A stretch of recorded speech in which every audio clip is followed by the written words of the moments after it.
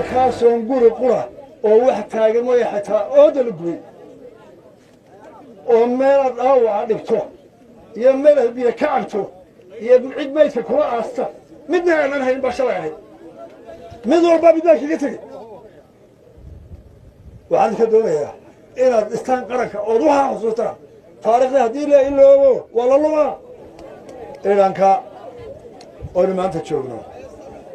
ilaahay baa qur-aankiisa ku sheegay adduunyada maalin adag iyo maalin wanaagsan ay jirto ilaahay qofka bini aadmiga wuxuu tusaa maalmo adag oo dhib badan oo cabsi badan iyo maalmo barwaaqo iyo farxad iyo haddii alla nabdoon uu ku jiro halkan waa ciidankii 30 sano ku dhowaad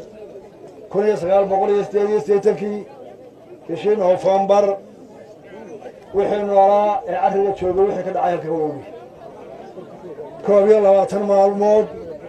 oo halkaa daalo ka aroor iyo kala bayd iyo wajaale ilaa jooda banka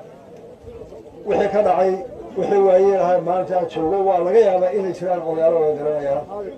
halkana waxaa ugu weeyay halkii maalintii u dambeysay dagaalka aan ku soo ururay annagoo dhaawac iyo dhawshay wada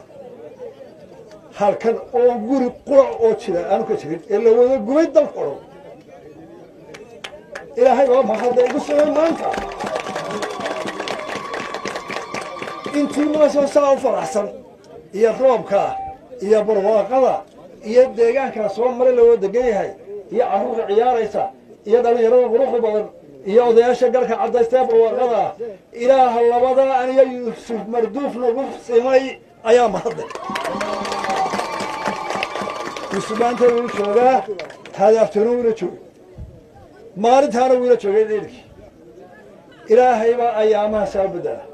ilaahay baa noo mahadnaqay halkaasoon guri qura oo wax taagan mooya xataa ooda la gubay oo meelaad dhaawaca dhigto iyo meelaad biyo ka cabto iyo cid maydka kula aasta midna aanan hayn baa shalay ahayd